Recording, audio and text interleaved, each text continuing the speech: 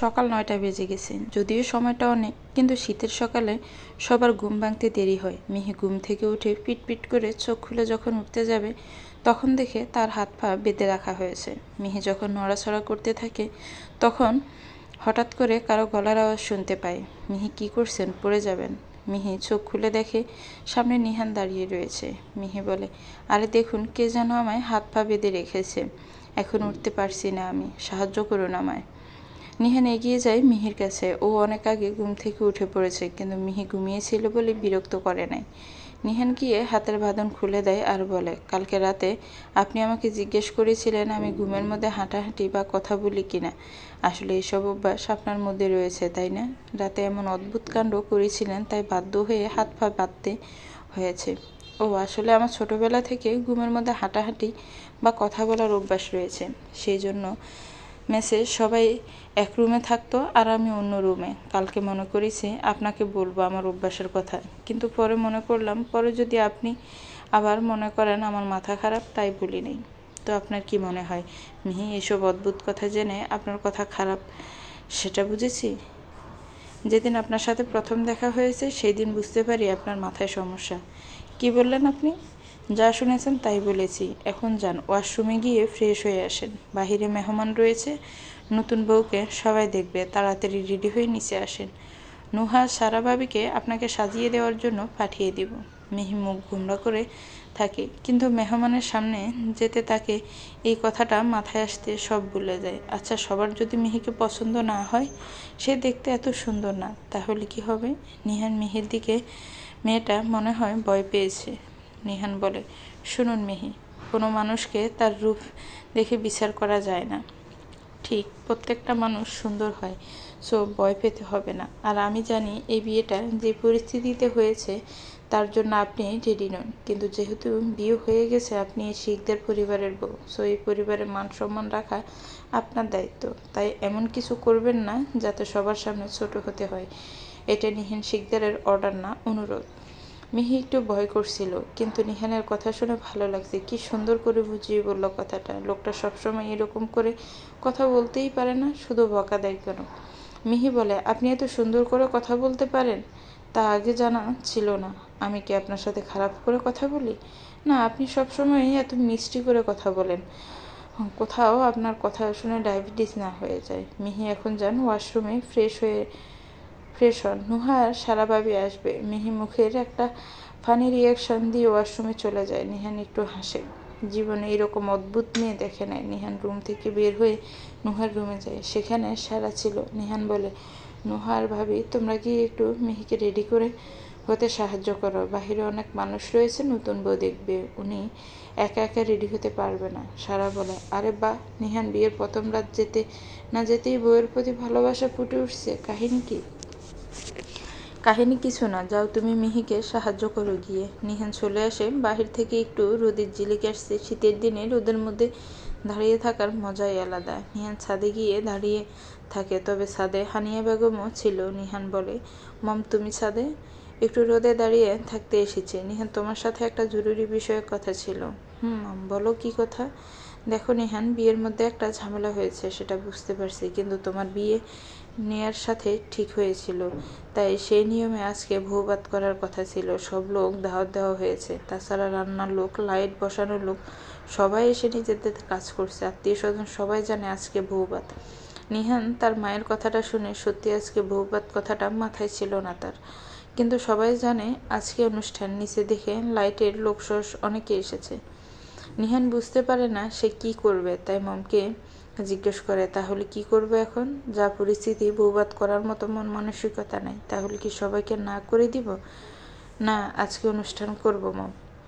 দেখো নিহান, বিয়েটা যে পরিস্থিতিতে হোক না কেন, বিয়েটা হয়েছে, আর সবাই এখনো জানে তোমার বউ নিয়ে, কিন্তু আসলে যে অন্য কেউ তোমার বউ সেটা জানানোর জন্য হলেও আজকে বউবাদ করা উচিত। এখন তোমার যা মনে হয় তাই করো।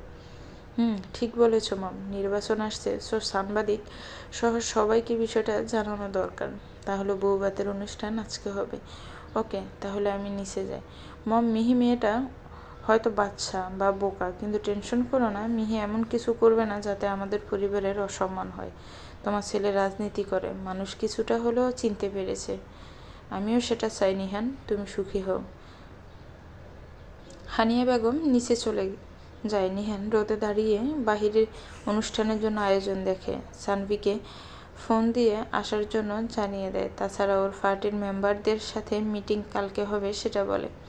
মিহি ওয়াশরুম থেকে বেরিয়ে আসলে সারা নুহা ওকে রেডি করিয়ে দেয়। একটা সুন্দর লাল টুকটুকে শাড়ি পরিয়ে গায়ে বেশ ভালো গয়না মিহিকে একদম গিন্নি লাগছে।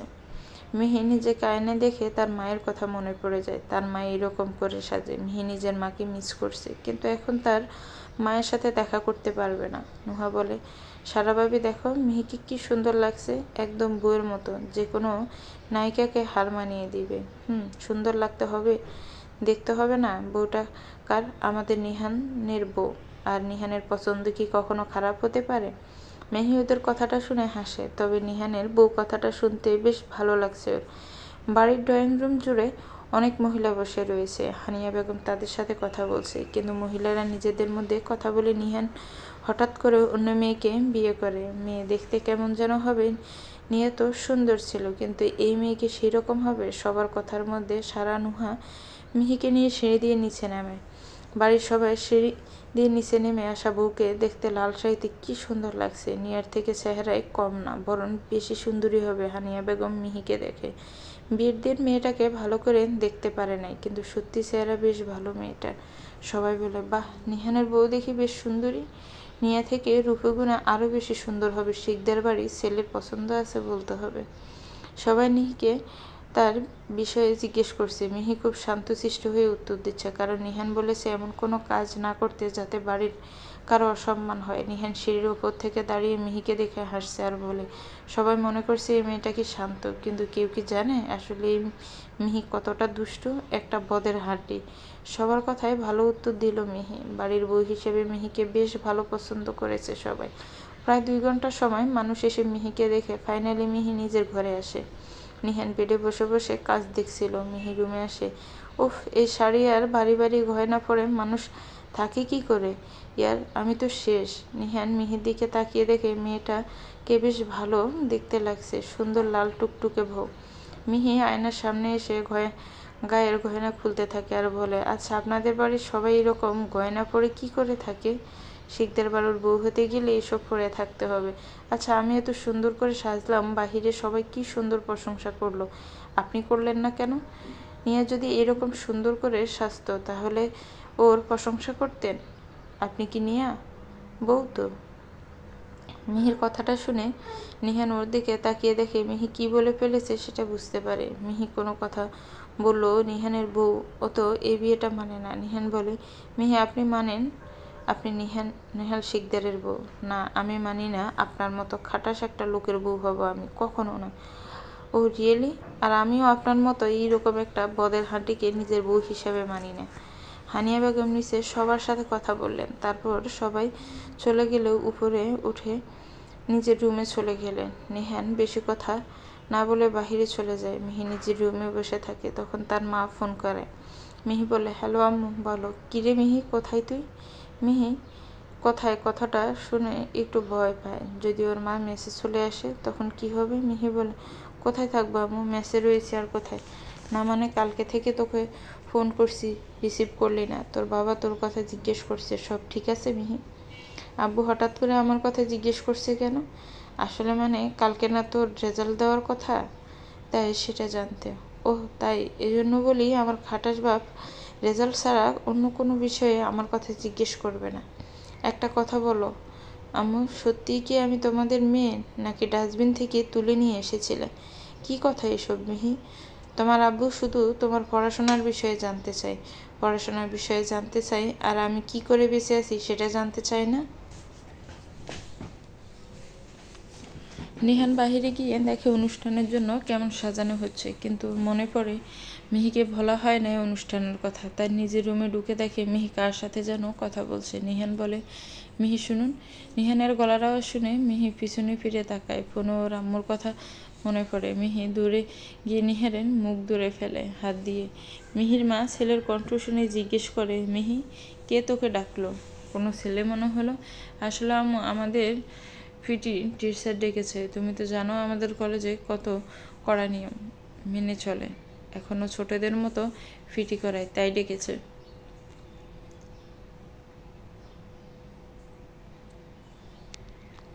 মিহি মায়ের সাথে কথা বলে শেষ করে নিহান ওর মুখ থেকে মিহির হাত সরিয়ে দেয়। নিহান বলে, এটা কি করলেন? এরকম করে মুখ চেপে ধরলেন কেন? মিহি ফোন কেটে নিহানের দিকে তাকায়। মিহি বলে, আম্মু ফোন করছিল, তখন আপনি আমার নাম ধরে ডাকছিলেন। আম্মু যদি জিজ্ঞেস করে ছেলেটা কে, তাহলে কি বলবো শুনি? কেন বলবেন আপনার বিয়ে হয়ে গেছে, সো ছেলেটা আর কেউ না, আপনার হাজবেন্ড। ও তাই না? আপনি চেনেন আমার বাপকে? আস্তে একটা খাটাস লোক। যদি জানতে পারে তাকে না বলে বিয়ে করেছি, সোজা আয়নাঘরে নিয়ে বন্দি করবে। আর আমার 2 ভাই, ওরা আপনাকে মেরি নদীতে ভাসিয়ে দেবে। শুধু একবার আমার বাপের সাথে দেখা করেন, পরে বুঝতে পারবেন। ও তাই? তাহলে আপনার বাবা আমাকে চিনে না। এই নেহাল শিকদারকে এত সহজে খুন করা যায় না। আর যে কথা বলতে এসেছি, আসলে বিয়েটা নিয়ার সাথে হওয়ার কথা ছিল আমার, তাই সেই হিসেবে আজকে আমাদের বউভাত ছিল। কিন্তু যা ঝামেলা হয়েছে তা হয়ে গেছে। তবে সব মেহমান জানে আজকে অনুষ্ঠান, তাই ডেট পিছিয়ে রাখা সম্ভব না। সো আজকে আমাদের বউভাত হবে। নিহানের কথাটা শুনে মেয়ের কান অবধি পৌঁছে যায়, কিন্তু মিহি বুঝতে পারে না বউভাত করবে কেন। নিহান বলেছে যতদিন না নির্বাচন শেষ হবে ততদিন ওর বউ হয়ে থাকবে। তাহলে যদি সবার সাথে পরিচয় করিয়ে দেয় মিহি ওর ওয়াইফ, তাহলে ভবিষ্যতে সমস্যা হবে। দেখুন, আমি আপনার কথা বুঝতে পারছি, কিন্তু আপনি বলেছিলেন এই বিয়েটা শুধু নির্বাচন পর্যন্ত টিকে থাকবে। তাহলে যদি সবার সাথে পরিচয় করিয়ে দেন যে আমি মিহি তালুকদার আপনার বউ, তাহলে নির্বাচন শেষ হলে আপনি আমাকে ছেড়ে দিবেন কি করে? আপনি পুরুষ মানুষ, তাই হয়তো একবার বিয়ে করলে ভবিষ্যতে সমস্যা হবে না, কিন্তু আমি একজন নারী। তো আশা করি কথাটা আপনি বুঝতে পেরেছেন। নিহান মিহির দিকে তাকিয়ে দেখে মিহির কথাটা ভুল না, কিন্তু সত্যিই কি নির্বাচন পরে মিহি চলে যাবে? নিহান বলে, তাহলে আপনি বলুন এখন আমি কি করব? সবাইকে দাওয়াত দেওয়া হয়ে গেছে মিহি। সবাইকে দাওয়াত দেওয়া হয়ে গেছে মিহি, এখন কাকে কাকে না করব? আপনার কথাটা ঠিক, কিন্তু নির্বাচনের পরে ডিভোর্স হয় আমাদের, তাহলে কি হবে? নির্বাচনের এখনো অনেক দেরি রয়েছে, আর এই অনুষ্ঠান পরিবারের সম্মান জন্য দরকার। নির্বাচন পরে ভবিষ্যতে কি হবে সেটা পরে দেখা যাবে, হয়তো ভালো কিছু হতে পারে। ঠিক আছে, কিন্তু একটা কথা মনে রাখবেন, আপনার মতো এইরকম খাটাস লোকের সাথে সারা জীবন সংসার কখনো করব না আমি। ও রিয়েলি মিহি? আর আমিও আপনার মতো এরকম চুন্নি মেয়ের সাথে সংসার করব না। দেখুন, একদম চুন্নি ডাকবেন না আমাকে, খুব ভালো মেয়ে আমি। আচ্ছা, ভালো মেয়ে। এখন স্টাফকে বলছি আপনার জন্য খাবার পাঠাতে, সেটা খেয়ে নেবেন। আর অনুষ্ঠানের জন্য সাজাতে মেকআপের লোক আসবে, তাড়াতাড়ি রেডি হতে হবে। সারাদিন শুধু অর্ডার দিতে পারে লোকটা। সকালে কি সুন্দর করে সাজলাম, একটু প্রশংসা করলো না। নির্বাচন শুধু শেষ হতে দেন, এরপর এক মুহূর্তে আপনার সাথে সংসার করব না, বলে দিলাম। মিহির কথা শুনে নিহান ওর কাছ থেকে আসে। এত কাছে আসা দেখে মিহি ভয় পেয়ে যায়। মিহি বলে, কি হয়েছে? এত কাছে আসছেন কেন? কোনো কিছু বলবেন? নিহান মিহির মুখের দিকে তাকিয়ে হাসে। মেয়েটা ভয় পেয়েছে মনে হয়। মিহির কানের কাছে এসে নিহান বলে, একটা অনুরোধ করি, রাখবেন? মিহি মিহি কি বলবে বুঝতে পারছে না। জীবনে কোনো ছেলে এত কাছে আসে নাই ওর, কারণ জীবন কোনোদিন প্রেম করে নাই। নিহানের কানের কাছে আশাটা বলার সময় ওর গরম নিঃশ্বাস মিহির শরীরে লাগছে। মিহি একটা শুকনো ডুব গিলে বলল, বলুন। আসলে রাতে অনুষ্ঠানে অনেক লোক থাকবে, তাই সেখান থেকে কোনো কিছু চুরি করবেন, টেনশন করবেন না। আপনার জন্য 2 টুকরো মাংস তুলে রাখবো, শুনুন। মিহি কথাটা শুনে নিহানকে ধাক্কা দিলেন। সাহস! মিহি বলে, আপনার আবার আমাকে সুন্নি বললেন? আপনি কি সব কিছু চুরি করে খান? না, মানে সুরের ওপর বিশ্বাস করা যায় না, সুরের ধর্ম নেই। মনে হয় সানভি কল করছে, আমি আসি। আর হ্যাঁ, অনুষ্ঠান থেকে আবার মানুষের মানিব্যাগ চুরি করবেন না কিন্তু, সুন্নি। নিহান কথাটা বলে হাসতে হাসতে চলে যায়। মিহির ইচ্ছা করছে এই লোকটা সব চুল তুলে ফেলতে। ওকে কোন সাহসে চুন্নি বলল? মিহি বলে, আমি সুন্নি হলে আপনি একটা খাটাস লোক, বাজে লোক একটা। বিয়ের পরের দিন আপনার বউ মরে যাবে। কথাটা শুনে মিহির মনে পড়ে নিহানের বউ তো এখন নিজেই, যদি সত্যি বিয়ের পরের দিন বউ মারা যায়। না, মিহি এত তাড়াতাড়ি মরতে চায় না, এখনও নাতি নাতনিদের মুখ দেখা বাকি রয়েছে। মিহি বলে, না, এই অভিশাপ পেরিয়ে নিলাম, খাটাস লোক একটা। নিহান ঘর থেকে বেরিয়ে আসে আর নিচে থাকা স্টাফকে বলে মিহিকে খাবার দিতে। বিকাল হয়ে যায়। হানিয়া বেগম নিজের রুমে এসে ঘুমিয়ে পড়েছিল, ঘুম ভেঙে উঠে যায়। আজকে বউভাতের অনুষ্ঠান, তাই অন্য মানুষ আসতে পারে, তাই সবাইকে ওয়েলকাম করতে হবে। হানিয়া বেগম আলমারি থেকে শাড়ি বের করে ওয়াশরুমে চলে যায়। হানিয়া বেগম যখন ওয়াশরুমে যায় তখন একটা ছায়া ওনার রুম থেকে কি যেন ছিটিয়ে দেয়, আর আলমারি থেকে একটা শাড়ি বের করে ওর উপর যেন কি ছিটিয়ে দেয়। হানিয়া বেগম ওয়াশরুম থেকে যেই শাড়ি নিয়ে উনি পরে রেডি হয়ে যান, তখন ঘর থেকে বাহির হন একজন মানুষ। একটা অপরিচিত মানুষকে ফোন দিয়ে বলে, হ্যালো বস, আপনি যেমন করতে বললেন তেমন করেছি, কিন্তু হানিয়া শিকদার অন্য শাড়ি পুরো ঘর থেকে বের হয়েছে। তোমাকে যেটুকু করতে বলেছি সেটা করো, আর শাড়ি হানিয়া শিকদার সেটাই পরবে যেটা আমি চাই। এই বাড়িতে আরও অনেক লোক রয়েছে এই কাজ করার জন্য, তুমি শুধু সঠিক সময় কাজটা করে দিও। ওকে বস, কাজ হয়ে যাবে। মিহির অবস্থা এখন খারাপ। মেকআপ করার জন্য পার্লার থেকে অনেক লোক এসেছে, কতক্ষণ ধরে মুখে কী সব লাগিয়ে যাচ্ছে। মিহি বলে, আচ্ছা আপনাদের এসব ময়দা মাখা কখন শেষ হবে? কি বলেন ম্যাডাম, এসব ময়দা না, এগুলো ফ্রেশ পাউডার, লিপস্টিক। আচ্ছা আর শুনতে হবে না, কিন্তু এটা বলেন এসব কবে শেষ হবে? আর 5 মিনিট ম্যাডাম। মিহি মনে মনে ভাবছে 5 মিনিট কথাটা 2 ঘন্টা ধরে বলছে। মেয়ের এসব ময়দা কেন যে দেয় মুখে?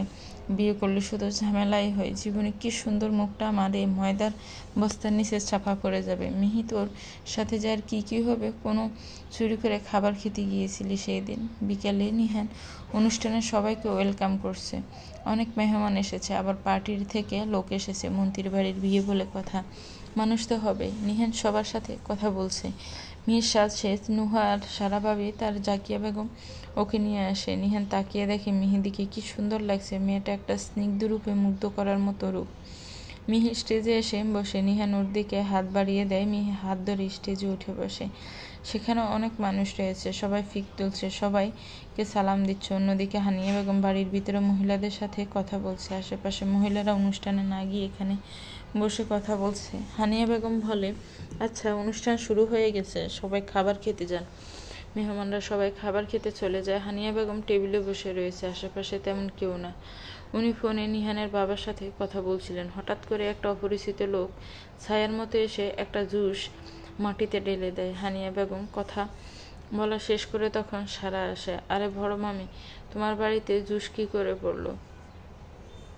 হানিয়া বেগম শাড়ির আঁচল তুলে দেখে সত্যি জুস লেগে আছে। বাহিরে এত মানুষ, এই শাড়ি পরে থাকবে কি করে? হানিয়া বেগম বলে, আর এটা কি করে হলো? জুস তো পড়ে গেল কি করে? টেবিলে কোনো জুস ছিল না, তাহলে শাড়িতে জুস এলো কোথা থেকে? মনে হয় বড় মামি, মেহমানরা কেউ ভুল করে ফেলে দিয়েছে, এখন কি করার? তুমি ঘরে কি নতুন শাড়ি পরে আসো, বাহিরে অনেক মানুষ, এই শাড়ি পরে যেতে পারবে না। হানিয়া বেগম নিজের রুমে চলে যায়। উনি যেখানে গিয়ে সে আগের রাখা শাড়িটা পরে আজকে অনুষ্ঠান সবাই গোলাপি রঙের শাড়ি পরেছে। হানিয়া বেগম ওয়াশরুমে চলে যায়, কিন্তু বাহির থেকে কে যেন দরজা বন্ধ করে দেয়। অন্যদিকে মিহি সবার সাথে কথা বলতে বলতে টায়ার্ড হয়ে যায়।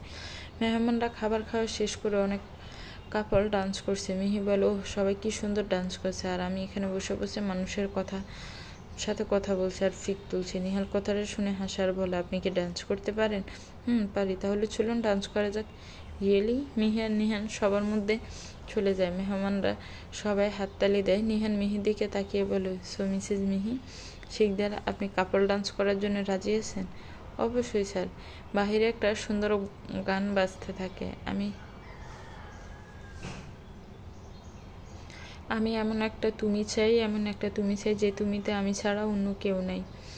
নিহান দেখে মিহি খুব ভালো ডান্স করছে। নিহান বলে, বাহ, আপনি এত ভালো ডান্স করতে পারেন, আগে জানা ছিল না। আসলে কলেজে যখন অনুষ্ঠান হতো তখন আমার বন্ধুরা ডান্স করতে পারতো না, তাই সবাইকে নাচ শিখিয়ে দিতাম, বিনিময়ে সবাই আমাকে ট্রিট দিত। আপনি খাবারের জন্য সব কিছু করতে পারেন, তাই না মিহি? সব করতে পারি। হানিয়া বেগম ওয়াশরুম থেকে শাড়ি পরে বাহির হলেন। আয়নায় একটু চুলগুলি ঠিক করে নিলেন। আয়নার পাশে একটা কয়েল রাখা রয়েছে। ভুল করে কয়েলে হাত হঠাৎ করে হানিয়া বেগমের শাড়ির আঁচল পড়ে যায়। যদি উনি তাড়াতাড়ি সেখান থেকে সরে আসে, বাহিরে যেতে হবে, কিন্তু যখন দরজার কাছে গিয়ে দেখে দরজা বন্ধ করা, উনি বুঝতে পারে নাই। ডাক দেন। বাহির থেকে দরজা কে বন্ধ করলো? দরজা খোলো। দরজা খোলার জন্য ডাক দিচ্ছে। অন্যদিকে কয়েলের একটু ছোঁয়ায় ওনার শাড়িতে আগুন জ্বালিয়ে দেয়। কারণ শাড়িতে এমন কিছু ছিল যাতে একটু আগুনের ছোঁয়া লেগে যেতে পারে। হানিয়া বেগম পিছনে ফিরে আগুন দেখে বলে, কে আছে, বাঁচাও আগুন। আগুন, নিহান কোথায় তুমি? আগুন, বাঁচাও আমাকে। বাড়ির বাড়ির সবাই বাহিরে থাকা একটা লোক ফোন করে বলছে, স্যার কাজ হয়ে গেছে। Very good. এখন শুধু নিহান শিকদারের একটা ভুল করলে ওর মা সারা জীবনের জন্য পৃথিবী থেকে চলে যাবে। এটা ওর জন্য বিয়েতে আমার থেকে দেওয়া ছোট উপহার।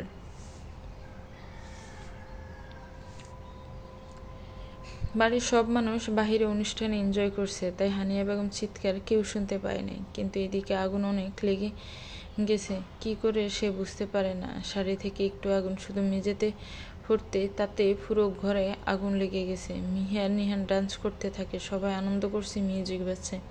মিহি ডান্স করার সময় হঠাৎ ওর চোখ পড়তে ছাদের উপরে ঘর থেকে আলো ভেসে আসছে। মিহি অবাক হয়ে, এত আলো কি করে রুম থেকে আসতে পারে? দেখে মনে হচ্ছে আগুন লেগেছে ওই রুমটা তো ওনার মায়ের রুম। মিহি ডান্স বন্ধ করে দেয়। নিহান বলে, কি হয়েছে মিহি, ডান্স বন্ধ করে দিলেন যে? না মানে আসলে ওই রুম থেকে এত আলো আসছে কেন? ওই রুমটা তো আপনার মায়ের, তাই না? মিহির কথা শুনে নিহান উপরে থাকা রুমের দিকে তাকিয়ে দেখে সত্যি রুম থেকে অনেক আলো আসছে, কিন্তু এই আলো তো সূর্যের বা লাইটের আলো মনে হচ্ছে না। নিহান বলে, ওই রুমটা মায়ের, কিন্তু এত আলো কোথা থেকে আসছে? দেখে মনে হচ্ছে আগুন লেগেছে। মিহি এই কথাটা শুনে নিহানের মুখের দিকে তাকিয়ে দেখে নিহানের মুখে আতঙ্কের ছাপ ফুটে ওঠে। নিহান মিউজিক বন্ধ করতে বলে দৌড়ে বাড়ির ভিতরে যেতে থাকে। মিহি ওর সাথে যায়। বাড়ির ভিতরে ঢুকে শুনতে পায় হানিয়া বেগম চিৎকার করছে, নিহান বাঁচা আমাকে। নিহান কথাটা শুনে সিঁড়ি বেয়ে উপরে উঠে যায়, হানিয়া বেগমের দরজার সামনে গিয়ে দাঁড়িয়ে যায়। হানিয়া বেগম চিৎকার করছে।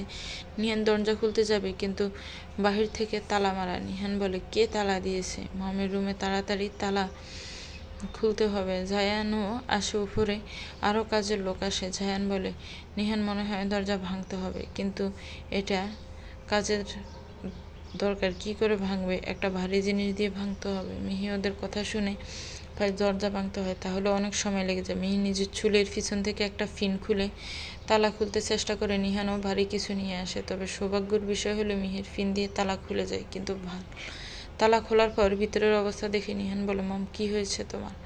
হানিয়া বেগমের পুরো শাড়িতে প্রায় আগুন লেগে গেছে, তাছাড়া ঘরের চারপাশে আগুন। মিহি বুঝতে পারে এখনই হানিয়া বেগমকে এই রুম থেকে বাহিরে করতে হবে, না হলে ভয়ঙ্কর বিপদ হতে পারে। কিন্তু ঘরের চারপাশে আগুন, তবুও মিহি সাহস নিয়ে ঘরের ভিতরে ঢুকে যায়। খুব কষ্ট করে হানিয়া বেগমের কাছে পৌঁছে যায়। ওনার শাড়িতে লাগা আগুন নিভানোর দরকার, তাই মিহি একটা আঁচল চাদর ওনার শরীরে দেয়। মিহি হাত দিয়ে যথাসম্ভব আগুন নিভিয়ে দিতে চেষ্টা করে, তবে এখন রুম থেকে বাহির হওয়া দরকার, তাই হানিয়া বেগমের দরজার বাহিরের দিকে আসে। আগুন পুরো ঘরে ছড়িয়ে গেছে। স্টাফরা পানি দিচ্ছে। এক বালতি পানি হানিয়া বেগমের শরীরে ছুঁড়ে মারে, যার ফলে শাড়ি থেকে আগুন একটু কমে হানিয়া বেগমকে বাহিরে নিয়ে আসে। কিন্তু মিহি শাড়ির আঁচল দরজার সাথে আটকে যায়। মিহি তাড়াতাড়ি আঁচল সরাতে যায়, তখন দরজা থেকে আগুনের তাপে এক টুকরো কাঁচ এসে মিহির হাতে লাগে। আর অদ্ভুত বিষয়, একটা কাঁচ লাগার সাথে সাথে মিহির হাতের কিছু অংশ পড়ে যায়। মিহি বেশ ব্যথা পায়, কিন্তু এখন রুম থেকে বাহির হওয়া দরকার। মিহি রুম থেকে বাহির হয়ে যায়। স্টাফরা কোনো রকমে আগুন নিবানোর চেষ্টা করে। সবাই হানিয়া বেগমকে অন্য রুমে নিয়ে যায়। মিহিও সেখানে যায়। অল্প সময় পর ডক্টর আসে। সারা জাকিয়া হাসান হানিয়া শিকদারের মাথার কাছে বসে রয়েছে। ডক্টর চেক আপ করে বলে, দেখুন টেনশনের তেমন কিছু নেই, আগুন লাগার ফলে উনি খুব ভয় পেয়ে গিয়েছিলেন, তাই অজ্ঞান হয়ে গেছে। কিন্তু যদি সঠিক সময়ে আগুন থেকে না নিয়ে আসা হতো তাহলে ওনাকে বাঁচানো যেত না। নিহান ডক্টরের কথা শুনে একটু শান্ত হয়। হঠাৎ করে কি হয়ে গেছিল? যদি মায়ের কিছু হয়ে যেত? নিহান বলে, ডক্টর মায়ের শরীর ঠিক আছে, কোনো জায়গায় পুড়ে যায়নি। আর কি কি ওষুধ লাগবে বলে যান। যেহেতু আগুন লেগেছে তাই কিছু অংশ পুড়ে গেছে, সেখানে মলম লাগাতে হবে, আর কিছু মেডিসিন লিখে দিচ্ছে, ওনাকে খাওয়াতে হবে। মিহি দরজার বাহিরে দাঁড়িয়ে কথা শুনতে থাকে, কিন্তু ওর মাথায় হঠাৎ করে আগুন কি করে লেগে গেল এসব ঘুরছে। হানিয়া বেগমকে রেস্টে নিতে হবে, তাই নুহা আর সারা ওই রুমে থাকে, আর সবাই বাহির হয়ে যায়। নিহান আর সানবিকে একটু অন্যদিকে আসতে বলে। নিহান সানবি অন্য রুমে যান। বাহিরে যে মেহমান রয়েছে জাকিয়া বেগম, তাদের সাথে কথা বলে। নিহান নিজের রুমে এসে বলে, এটা কি সম্ভব? হঠাৎ করে মায়ের রুম আগুন কি করে লেগে গেল? আর বাহির থেকে তালা দিয়েছে কে রুমে? সানবি বিষয়টা ভেবে দেখে সত্যি হঠাৎ করে কোনো রুম ছাড়া হানিয়া বেগমের রুমে আগুন কি করে লেগে গেছে। সানবি বলল, ঠিক বলেছেন বস, বিষয়টা অদ্ভুত। তাহলে কি করবে এখন? একটা কাজ করো, শান কালকে থানায় গিয়ে ওসিকে আমার সাথে দেখা করতে বলো, আর বাড়িতে সিসিটিভি লাগানোর প্রয়োজন করো এবং ঘটনা তদন্তের জন্য যা করা দরকার তাই করো। আচ্ছা বস, সামনে নির্বাচন, তাই কোনো অপোজিশন পার্টি করে নাই তো? অপোজিশন পার্টির যদি শত্রুতা থাকে তাহলে আমার সাথে থাকবে, মমের সাথে না। কেউ কোনো মমকে মারতে চাইবে। মিহি এতক্ষণ হানিয়া বেগমের রুমের সামনে দাঁড়িয়েছিল, কিন্তু এখন নিজের রুমে আসে। নিহান মিহিকে দেখে সানবিকে বলে, আচ্ছা সানবি তুমি যাও, আর করতে বলেছি তাড়াতাড়ি করো। ঠিক আছে বস।